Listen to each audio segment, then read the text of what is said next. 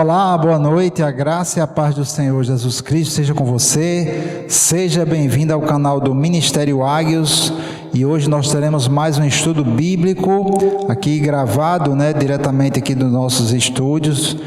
E vamos dar prosseguimento ao nosso tema, compreendendo a soberania de Deus. Um tema muito importante, conforme a gente já falou aqui na primeira aula e na segunda aula, certo? Hoje será a nossa terceira aula, nosso terceiro episódio, e hoje nós vamos tratar sobre oração.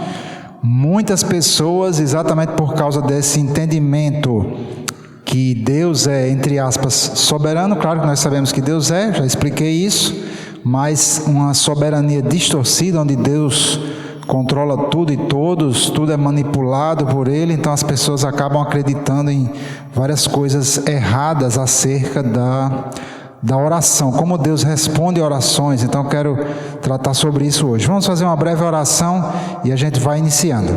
Senhor, muito obrigado por mais esta oportunidade, nosso terceiro episódio aqui do nosso estudo bíblico, para compreendermos a verdadeira soberania do Senhor. Muita coisa já foi falada e hoje nessa terceira aula pedimos aqui que o Senhor possa me usar para trazer esse entendimento, que eu seja tão somente um canal, um instrumento em tuas mãos, para que o Senhor possa falar e esclarecer, trazendo, desfazendo as trevas e trazendo luz no entendimento dos meus irmãos que estão aqui acompanhando esse estudo. No nome de Jesus, que o Senhor possa realmente, nós pedimos isso, que o Senhor ilumine o coração dos irmãos, de todos, para desfazer essa ideia de um Deus que controla a vontade das pessoas, de um Deus arbitrário, manipulador, que infelizmente muitos cristãos ainda possuem. Então que o Senhor possa trazer a luz do entendimento, para que as pessoas possam entender que o Senhor é um Deus de ordem, um Deus de decência, um Deus que criou e rege o universo por suas leis. Em nome de Jesus nós pedimos isso, entregando mais este episódio em tuas mãos, e já te agradecemos, Pai. Obrigado em nome do nosso Senhor e Salvador Jesus Cristo. Amém. Então, meus queridos, já falamos coisas importantes. Nós já vimos na primeira aula que o Deus revelado na Bíblia é um Deus de amor, que o amor de Deus não é parcial, que Deus ama a todos, e Deus não faz acepção de pessoas. Então, se Deus deseja salvar a mim, por exemplo, Ele também deseja salvar você, Ele deseja salvar todo mundo. De fato, é o que a Bíblia diz em diversos pontos. Eu não vou aqui revisar isso. Nós vimos que existem versículos que são mais basilares, você precisa deles para entender os demais. É como uma constituição, A constituição de um país é a lei mãe, é a lei base. As outras leis, elas são criadas sobre a constituição. Então existem versículos maiores e versículos menores. Quem falou isso foi Jesus. Se você ainda tiver dúvida, dê uma olhadinha na aula, estude os versículos. Nós vimos que Deus, isso já na aula número 2, nós vimos que Deus, Ele rege o universo, Ele é soberano, Ele criou as suas leis, Ele não prestou contas a ninguém de como Ele criou as suas leis. Ele criou de si próprio a revelar a sua natureza. Ele criou as leis espirituais, leis morais, as leis que regem o universo físico, a lei da gravidade, as leis da eletricidade, as leis do movimento, as leis da cinética, etc, etc, etc. Então Deus, Ele rege o universo por leis, com base em suas leis. E tudo que nós estamos estudando aqui são leis, A palavra de Deus, ela cria leis, e ela é mais poderosa do que todo o universo, porque é a palavra de Deus que criou e que sustenta todo o universo, e Deus não muda as suas leis assim. Então nós precisamos entender isso, nós precisamos aprender a lei do Senhor, meditar nessas leis, buscar de Deus o entendimento, para a gente poder usufruir das leis. Você imagine uma pessoa que de repente não acredita na lei da gravidade, A lei da gravidade, ela foi criada para possibilitar vida aqui no universo material, Não sei como é que é a questão da gravidade no universo espiritual, no mundo espiritual, mas aqui na Terra, a lei da gravidade ela rege, né? Ela sustenta aí os planetas na órbita do Sol, sustenta os satélites naturais, os satélites artificiais também são sustentados pela lei da gravidade e a força centrífuga, né? Aqui não é uma aula de física, mas se você quiser estudar aí física, gosta dessa área, então prossiga. Muito bem, gente. Então, Deus criou leis, Ele rege tudo por meio de suas leis, e a oração, nós vamos tratar sobre a oração. A oração, ela é regida por leis. A palavra de Deus contém verdades que são imutáveis, né? Elas valem para todos. Por isso é que nós dizemos que a palavra de Deus, ela é uma lei, é a lei do Senhor. Não estou falando da lei do Velho Testamento, da lei de Moisés. Estou falando das leis que Deus criou e que sustentam o universo. Então, algumas crenças erradas sobre a oração. Geralmente isso eu já vi em púlpitos de igrejas, a pessoa dizer algo nesse sentido aqui.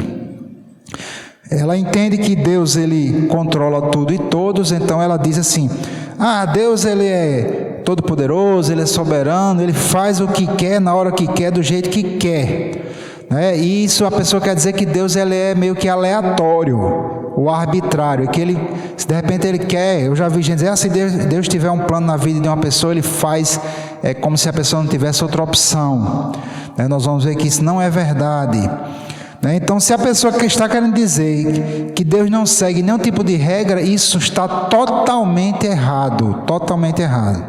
Claro que Deus, Ele criou as leis que regem os universos, do mundo físico e espiritual, Ele criou do jeito que Ele quis, conforme a sua natureza, conforme a sua justiça, porque Ele é soberano. Mas uma vez criada essa lei, essas leis que regem o universo, Deus vai agir dentro das suas leis, dentro da sua palavra. Deus, Ele é um Deus de ordem, Ele é um Deus organizado, Ele ama a todos, como a gente já falou aqui, enfatizou bem. Ele tem um amor que excede todo entendimento. Deus ama o mundo, ama as pessoas, muito mais do que você e do que eu. Então, se Deus pudesse simplesmente curar uma pessoa assim, sem passar por cima das suas leis, Ele curaria, obviamente, porque Deus, Ele é bom, Ele é misericordioso, Ele deseja sempre o bem de toda e qualquer pessoa. A responsabilidade, de fato, não está sobre Deus, está sobre o homem. Nós vamos ver isso. Isso é muito claro na Bíblia. Eu fico impressionado como os cristãos, eles parecem não conhecer ao Deus que eles dizem servir. Eu fico realmente impressionado. Então, às vezes, até eu me exalto um pouco aqui, né? O pessoal do ministério sabe que eu fico... Às vezes dá raiva mesmo, porque como é que uma pessoa com não sei quantos anos de crente, Deus já fez tanta bondade para com aquela pessoa, Deus já perdoou os pecados dela inúmeras vezes, e a pessoa chega no púlpito para dizer coisas totalmente aleatórias, para ameaçar as pessoas, para manipular as pessoas, né, passando a imagem de um Deus irado, né? Nós sabemos que a ira de Deus é uma ira justa contra o pecado. Jesus morreu levando essa ira sobre si para nos dar a vida eterna, né? Mostrando todo o amor do Senhor. Inclusive, sábado agora passado eu estive no interior, fui participar lá de um pequeno evento, aniversário, bem pouquinha gente realmente. O pessoal teve cuidado lá para não fazer ajuntamento, umas 5 ou 6 pessoas só. E tinha lá uma irmã, uma cristã evangélica, né, e falando da pandemia e dizendo que Deus estava punindo as pessoas com a pandemia. Eu sei que ela começou a falar e aí a ira santa começou a subir já fiquei por ali. Aí ela falando, eu não quis me interromper porque ia virar só um debate. Mas chegou a oportunidade, pediram para eu orar por essa irmã, exatamente, eu pediram para orar por ela. Aí eu disse, espera aí, fui pegar a Bíblia. E aí eu comecei a mostrar que não era Deus que estava controlando todas as coisas ali. Não é Deus que sai matando umas pessoas de Covid e outras ele cura. Isso não é Deus, certo? Existem leis naturais que estão em ação nesse momento. Se você está com dor de cabeça, você vai para o médico pelo conhecimento médico que ele tem, pelas leis que ele entendeu na biologia humana, né?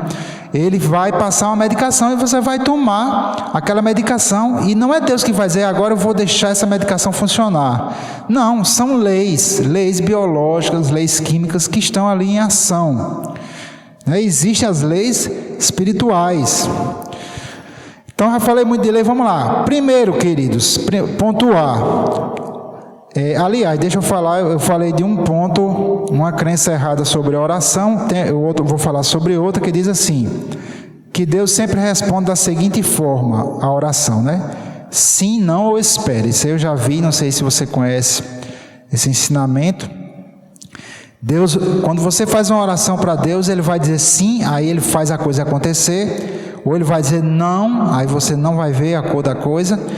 Ou espere, significa que Deus está dizendo que você vai ter que esperar um tempo. Então, eu já vi essa pregação assim nas igrejas. Isso, em parte, tem algum fundamento, mas não é realmente, a coisa não funciona assim. O terceiro ponto é que a bênção de Deus só chega quando Deus quer e determina. Então, de repente, você está ali orando, começou a orar por uma porta de emprego, aí agora Deus vai te fazer esperar 10 dias, por exemplo. Aí, no 10º dia, Deus determina, agora vai, pronto, e aí aparece.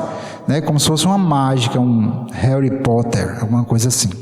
Não funciona assim, certo? Existem leis que regem a manifestação do reino de Deus na terra. Quando alguém recebe uma bênção, por assim dizer, é uma bênção do Senhor. Se foi uma bênção do Senhor realmente, então isso é uma manifestação do reino de Deus na terra, seja curando, seja trazendo providência, seja trazendo paz, alegria, seja trazendo vida eterna. Tudo isso é uma manifestação do reino de Deus sobre a terra, e para que isso aconteça, existem leis criadas por Deus, determinadas por Ele, e a coisa só vai acontecer de acordo com essas leis.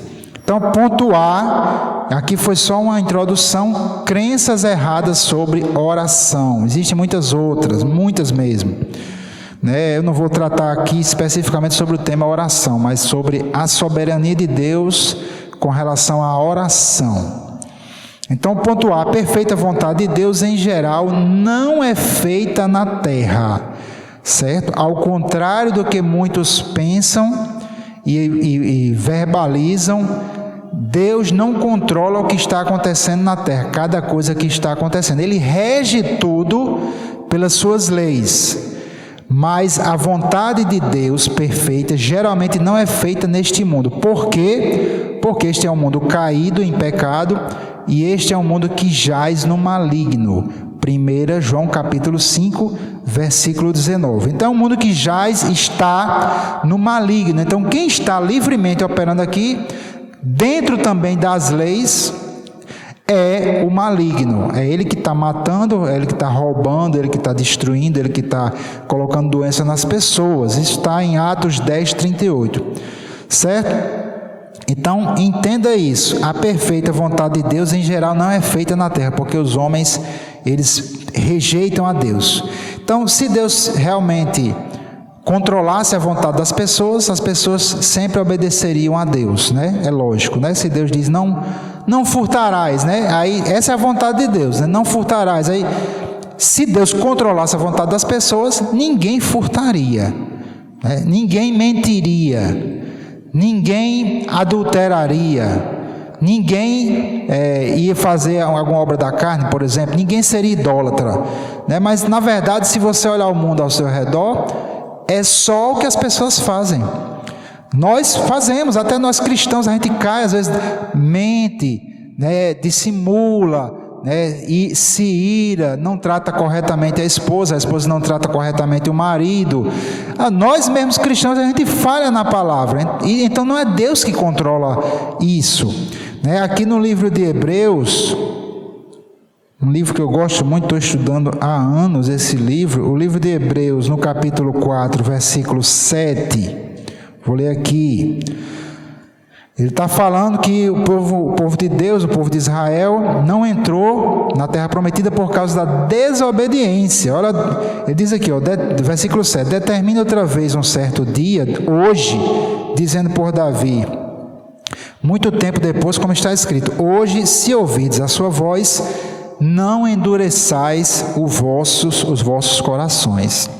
Então, primeiro, queridos, ele está falando para cristãos aqui, o escritor aos Hebreus, veja, o homem pecador, o homem do mundo, como a gente chama, o que é não convertido, o coração dele está totalmente, ou geralmente está, a não sei que ele esteja sendo evangelizado e está começando a ser quebrantado, mas o pecador está com o coração endurecido para Deus, ele não obedece à voz de Deus, ele não ouve a voz de Deus, ele não obedece à voz de Deus. E aqui está falando para o cristão também, né? Aliás, para o cristão, não endureça o seu coração quando você ouvir a voz de Deus, a voz do Espírito Santo. Então, olha só, nós podemos endurecer o nosso coração quando ouvimos a voz do Espírito Santo e não obedecer, ser desobediente, como ele diz aqui em Hebreus 4, 6. O versículo 11 diz assim, procuremos, pois, entrar naquele repouso, para que ninguém caia no mesmo exemplo de desobediência. Então você pode sim desobedecer a Deus, você pode endurecer o seu coração, não dar ouvidos à voz de Deus e desobedecê-lo. E não é Deus que está controlando você, se você obedece a Ele ou desobedece, não é Deus que força você, você pode endurecer o seu coração. Então, cuidado. Em Hebreus, no capítulo 12, versículo 24 a 25, diz assim, e a Jesus, o mediador de uma nova aliança, e ao sangue da aspersão, que fala melhor do que o de Abel, vede que não rejeiteis ao que fala, porque se não escaparam aqueles que rejeitaram o que na terra os advertia, muito menos nós, se nos desviarmos daquele que é dos céus. Então, ele diz, eu vou pegar essa parte aqui, o inicial do versículo 25, ele está falando de Jesus. Ele diz, vede que não rejeiteis ao que fala. Ou seja, você pode sim rejeitar Jesus. Você pode rejeitar Ele que está falando a você. Cristo, Ele está falando através da sua palavra, Ele está falando para o mundo, tentando trazer salvação para o homem. Ele trouxe salvação, mas Ele quer que essa salvação atinja as pessoas, e você pode rejeitar. Então você pode endurecer o seu coração, você pode rejeitar a Deus que está lhe falando. Eu quero ler aqui algo impressionante, o pessoal aí que acredita que Deus faz o que quer, do jeito que quer, na hora que quer, eu queria que ele pudesse orientar isso aqui e mostrar. Veja como é um engano.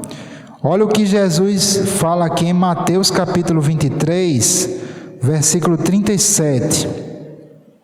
Jesus faz aqui um lamento sobre Jerusalém. Ele diz assim, Jerusalém, Jerusalém, que matas os profetas e apedrejas os que te são enviados. Agora preste atenção no que Jesus fala aqui.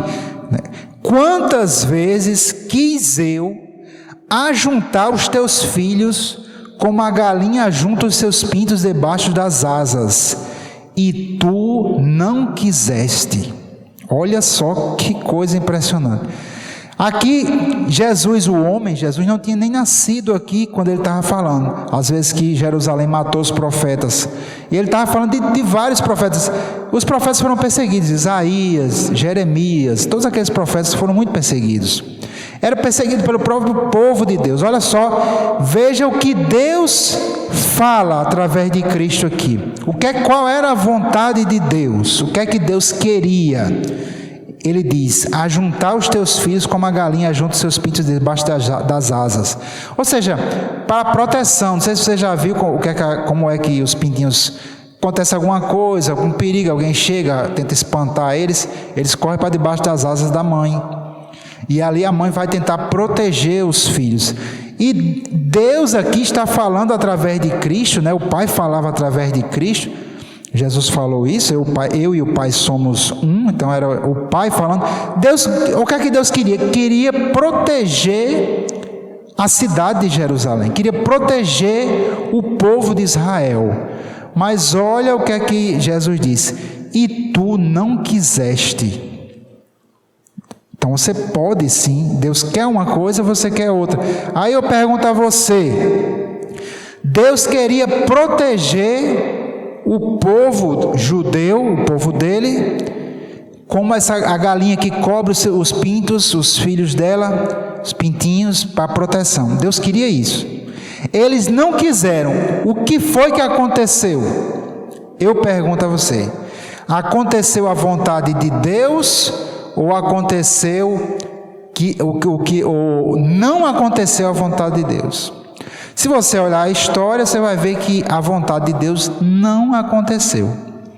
Deus queria proteger, quando vinham os exércitos inimigos, Deus queria proteger eles, mas eles não quiseram. Então a vontade que foi feita, nesse caso que Jesus está dizendo aqui, inclusive ele está no versículo 38, ele diz: eis que a vossa casa vai ficar-vos deserta. Olha só a seriedade disso. Então, essa coisa de que Deus faz o que Ele quer, é Ele que está fazendo tudo isso no mundo, Ele faz o que quer, isso é mentira, gente, isso é mentira. Deus, Ele está limitado pela sua própria integridade. Deus está limitado pela sua palavra, porque Deus estabeleceu a sua lei e Ele vai seguir a sua lei. E Deus estabeleceu o homem para dominar sobre a terra. Nós vimos isso na aula passada. Deus não vai voltar atrás, Ele não vai quebrar a sua própria palavra, isso não é possível. Então, Jesus diz aqui, pelo Espírito Santo, né, Deus estava falando através de Cristo, que quantas vezes eu quis ajuntar os teus filhos, mas vós não quiseste. Então o que aconteceu foi exatamente que o povo ficou desprotegido por causa da idolatria, por causa daquilo ali, e muitas vezes foram atacados, a cidade foi destruída, muitas vezes. Isso não era o que Deus queria. Mas veja que, como Deus entregou o domínio ao homem, não depende de Deus mais. Depende de você, depende do homem, aqui no caso do povo de Israel. Então, falando sobre oração, vamos aqui voltar para o capítulo 6, entrando nesse assunto de oração um pouco, porque o tema aqui é soberania e oração, certo?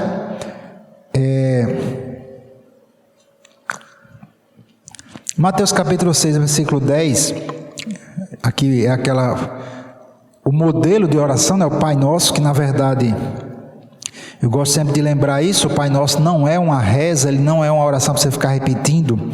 O Pai Nosso, conhecido Pai Nosso, ele é uma instrução sobre a oração, onde Jesus atende um pedido dos apóstolos, está lá na versão de Lucas, quando os apóstolos chegam para Cristo e dizem assim: Mestre, ensina-nos a orar como João Batista ensinou os discípulos dele.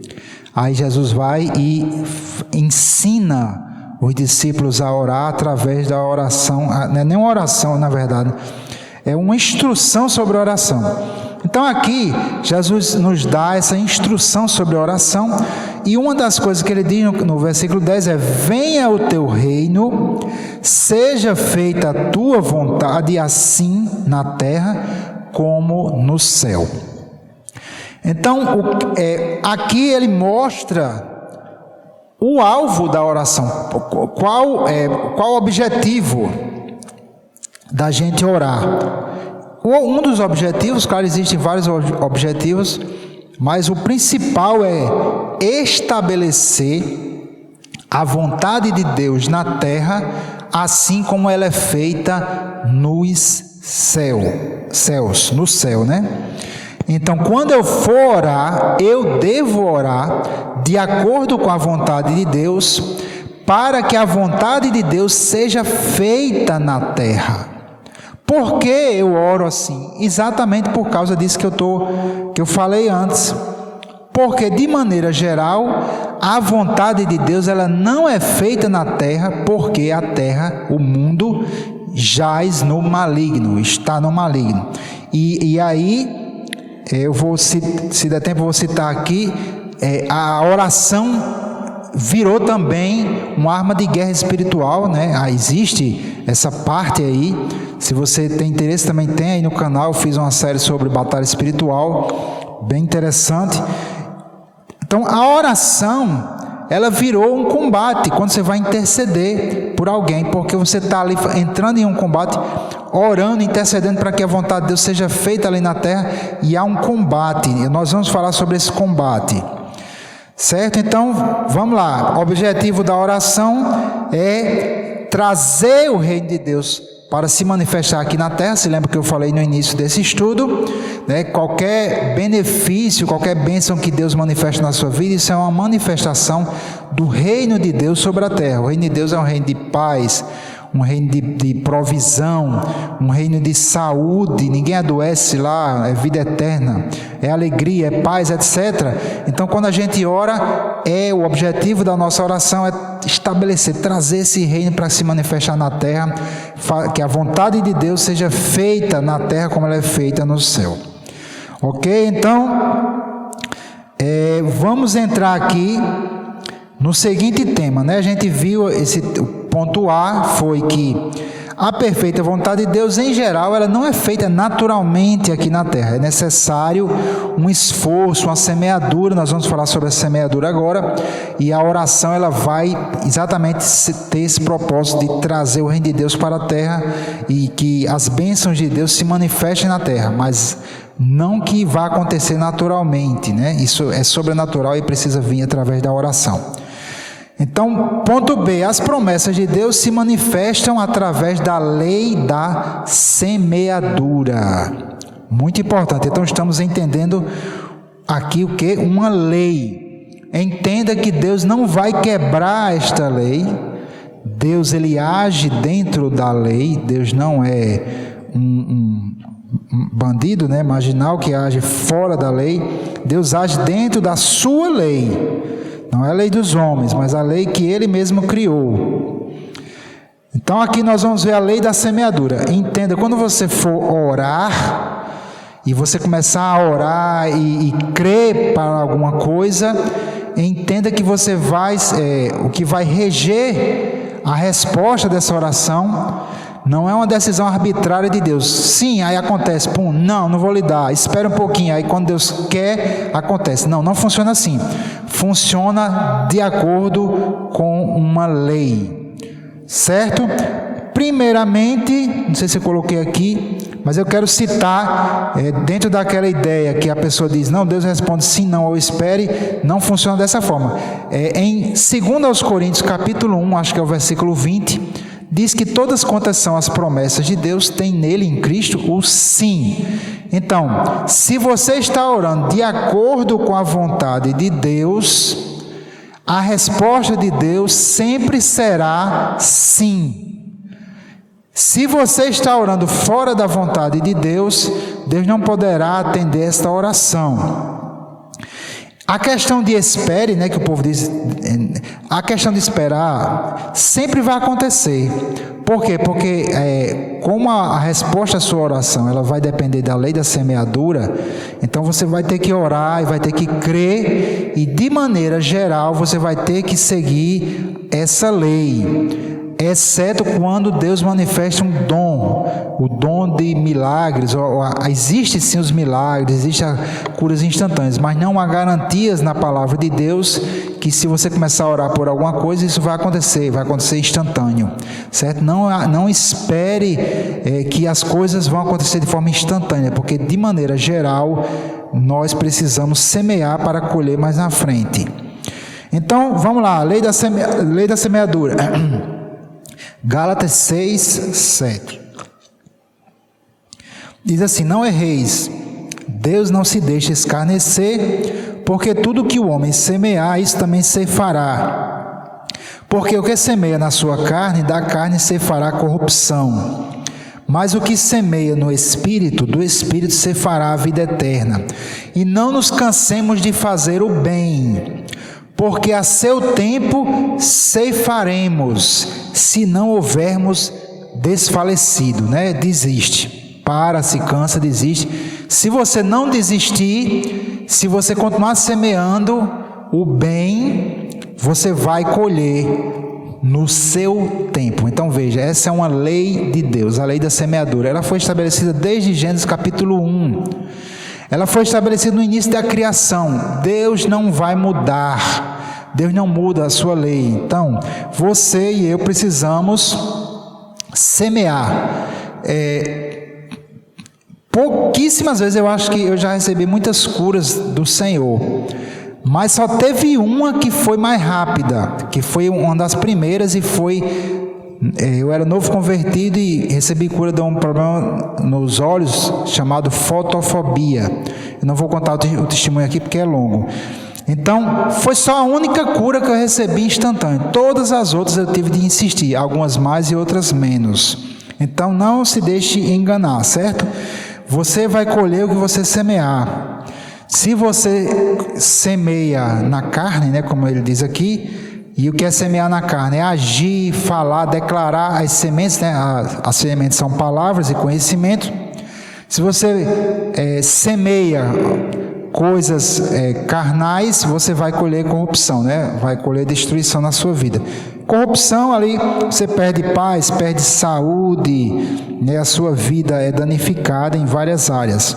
Mas se você semeia no Espírito, se você lança palavras de bênção, de paz, de amor, de alegria, e você ora de acordo com a vontade de Deus, então você vai colher vida eterna, as coisas que Deus tem para você, certo? Então a oração, ela vai seguir a lei da semeadura. Nós precisamos semear, e a oração faz parte dessa semeadura no Espírito, orando segundo a vontade de Deus. Aqui em 1 Coríntios capítulo 9, aliás, 2 Coríntios capítulo 9, versículo 6, diz assim: e digo isto, que o que semeia pouco, pouco também ceifará, e o que semeia abundância, em abundância ceifará. Aqui, dentro do contexto, está falando sobre uma oferta que os apóstolos estavam levantando, né? Mas isso aqui é uma lei, ela vale para qualquer coisa. Se você tem um terreno de 10 por 20, por exemplo, um lote padrão, você quer plantar milho, então você vai precisar de uma porção de milho que acho que dê para pegar com a mão, assim, porque geralmente se planta 2, 3 caroços de milho, né, em cada cova. Não é isso vocês que plantam? O povo aqui não planta mais não, né? Tudo urbano, né? Então, gente, mas se for igual a feijão, pelo menos era assim, né? Que eu plantei assim, nunca trabalhei de agricultor não, mas a gente plantava no interior, né? Então, se você precisa de uma pequena plantação de 10 por 20, um lote de 200 metros quadrados, você vai precisar de uma quantidade X de sementes. Se você quer uma colheita muito maior, vai precisar de um terreno maior e vai precisar de muito mais sementes. Então, isso é lógico, é evidente. Se você medita pouco na palavra, você dedica pouco tempo a estudar a palavra, você não vai querer estar cheio de sabedoria, né? As pessoas que querem estar cheias de sabedoria, sem se dedicar, sem semear, né? Orando e meditando na palavra, estudando, eu já vi coisas terríveis. A pessoa quer pregar e diz coisas absurdas, como eu já critiquei várias vezes aqui nas pregações, coisas absurdas que as pessoas dizem, inclusive dessa soberania distorcida de Deus, que algumas pessoas acreditam, né? Que Deus controla tudo e todos. Então isso é falta de entendimento. Você quer mais entendimento, vai ter que pagar o preço, vai ter que semear mais. Se quer mais paz, vai ter que abrir mão daquilo que tira a paz, colocar a mente firme no Senhor. Então é uma lei que funciona no natural e é usada aqui na Bíblia, demonstrando que ela também funciona na área espiritual. O que você planta, você colhe, certo? Então, o tipo de semente que você planta no seu coração, que você planta na vida das pessoas, que você planta no mundo espiritual, é aquilo que você vai colher. Então, o tipo da semente vai gerar o tipo de fruto, determina o tipo de fruto. E a quantidade de semente determina também a quantidade da colheita. É uma lei, certo? Como eu falei, é uma lei natural, todo mundo sabe, mas também é uma lei espiritual. Outro ponto que eu quero falar aqui, eu vou só dar uma pincelada, que é exatamente como é que as promessas de Deus se manifestam, funciona através da lei da semeadura, né? Eu não poderia deixar de falar as verdades que a gente sempre ensina, que é sobre a parábola do semeador, como Jesus mostrou como é que funciona ali, não é uma coisa aleatória. Você, para orar, você precisa ter uma promessa, você precisa ter base na palavra. Nós vimos já, né, isso, que o propósito da oração é que a vontade de Deus seja feita na terra como é feita no céu. No céu a vontade de Deus é perfeitamente feita, estabelecida, na terra não. Então você vai precisar orar com base nas promessas de Deus, na vontade de Deus. Você precisa conhecer a vontade de Deus. O primeiro passo para que você possa orar e receber, né, herdar, tomar posse dessas promessas, é conhecer. Se você não conhece, você também não vai ter como crer. A sua fé não será uma fé objetiva. Você não vai conseguir acreditar em algo que você não conhece. Então, o primeiro passo é conhecer. E quando se fala em conhecer, se fala em conhecer intimamente, não conhecer a palavra de Deus de forma superficial. Não, é você ter uma intimidade com Deus, é você conhecê-lo, é você ser iluminado, né? Você ter o seu coração aberto, os olhos do seu coração aberto, para entender, receber o entendimento, né? Lá em Provérbios capítulo 2 diz que se você buscar como a tesouros escondidos, então entenderás o temor do Senhor e acharás o conhecimento de Deus, porque Deus reserva a verdadeira sabedoria para os retos de coração. Há uma sabedoria suprema, revelada, separada e guardada por Deus para aquele que é o justo, é aquele que busca, aquele que faz aquilo que está lá em Provérbios capítulo 2. Ora, busca, valoriza a palavra de Deus. O segundo ponto importante que Jesus revelou através da parábola do semeador, a segunda lei, podemos dizer assim, é que quando você começar a aplicar a palavra no seu coração, sobrevirá tribulação, porque o mundo está no maligno. Este mundo que nós vivemos, ele é um mundo que caiu em maldição. Lá em Gênesis, no capítulo 3, quando Deus trouxe as consequências, quando não é que ele queria aquilo, mas ele declara as consequências do pecado de Adão. Uma das coisas que Deus diz é: maldita é a terra por causa de ti. Então nós vivemos em um mundo que é maldito. Maldito, quando Deus criou os animais, eles não foram criados para matar o homem, para atacar o homem. Quando hoje nós podemos ser atacados por um leão, um animal selvagem, uma cobra, uma serpente pode matar, um vírus, bactérias, etc. Tudo isso demonstra a maldição que entrou na terra, que veio mesmo para trazer o quê? O mal. Maldição é a declaração do mal. O mal foi declarado e entrou na terra. Então hoje nós temos um mundo que ele é hostil ao homem e ele é hostil à vontade de Deus. Por isso é que há uma resistência para que a vontade de Deus seja feita. Então é necessário perseverança.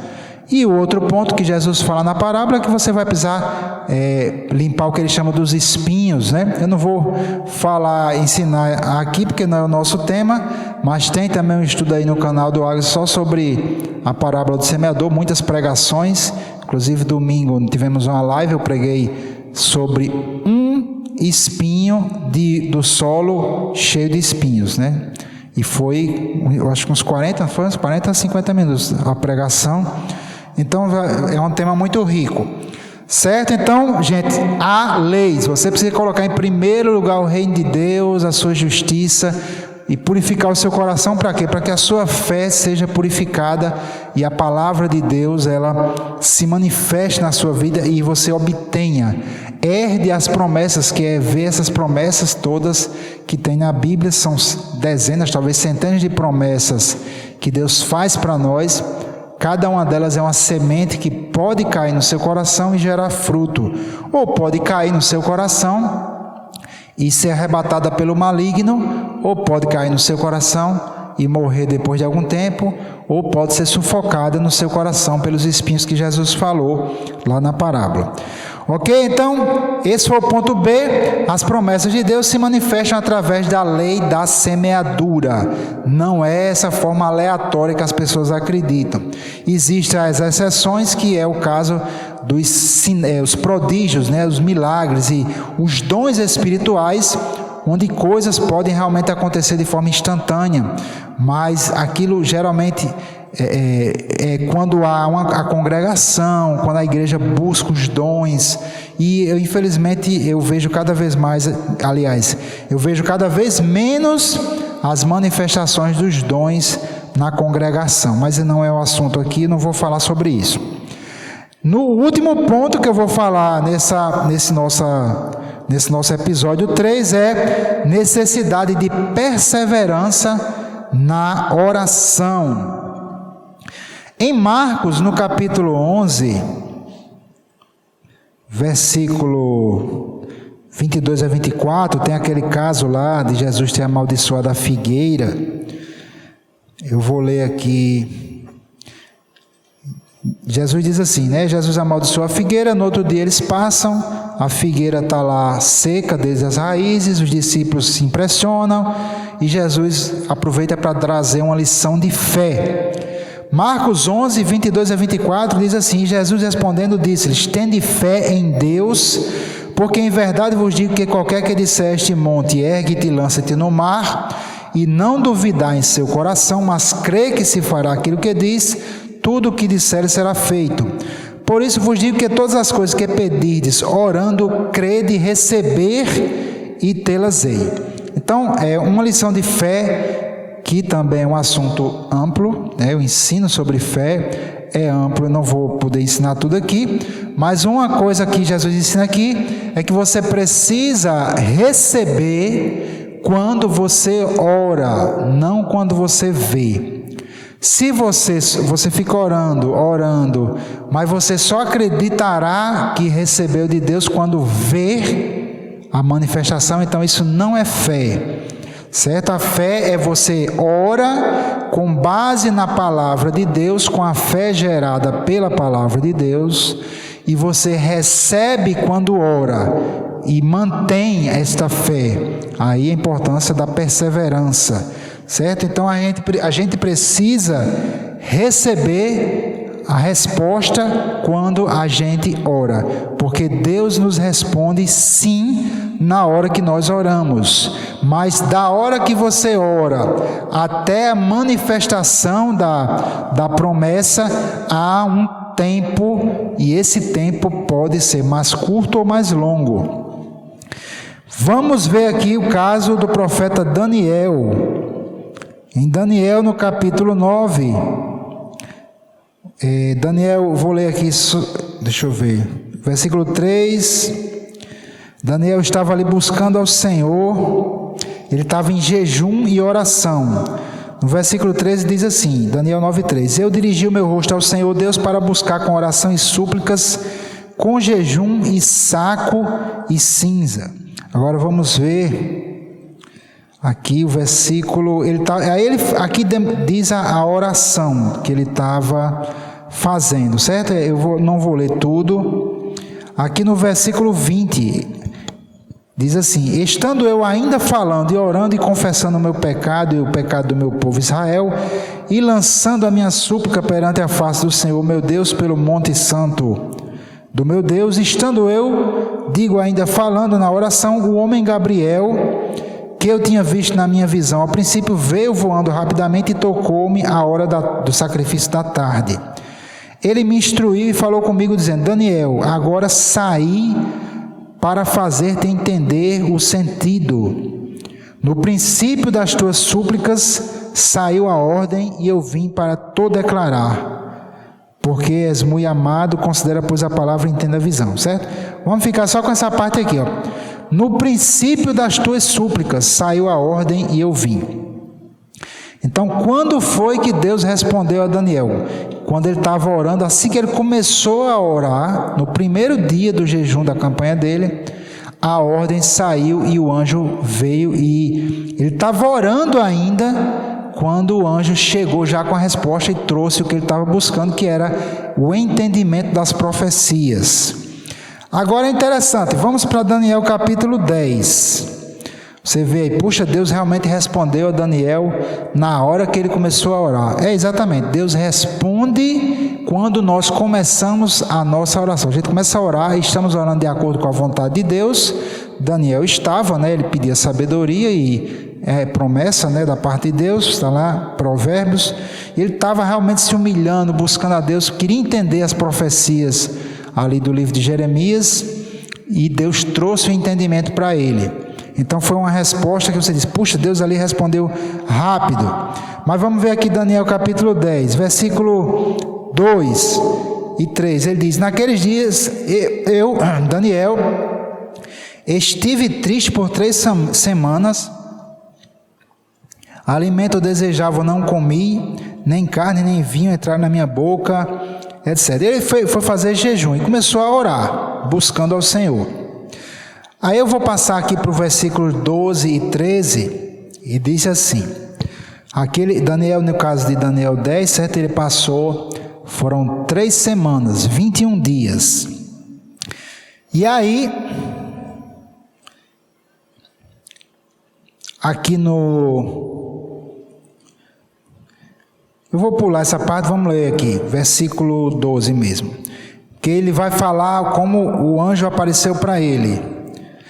Mas eu vou adiantar, diz assim, então me disse, não temas Daniel, porque desde o primeiro dia, olha só aqui, desde o primeiro dia em que aplicaste o teu coração a compreender e a humilhar-te perante o teu Deus, são ouvidas as tuas palavras, e eu vim por causa das tuas palavras. Mas o príncipe do reino da Pérsia me resistiu 21 dias, e eis que Miguel, um dos primeiros príncipes, veio para ajudar-me, e eu fiquei ali com os reis da Pérsia. Agora vim para fazer-te entender o que é de acontecer ao teu povo nos derradeiros dias, porque a visão é ainda para muitos dias.